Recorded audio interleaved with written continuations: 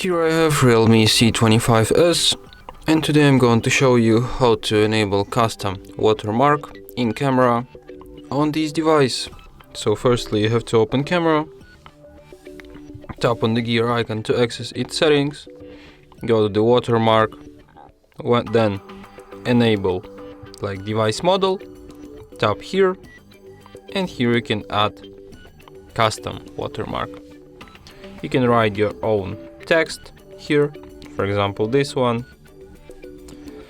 and now every photo you take will be marked with your custom watermark,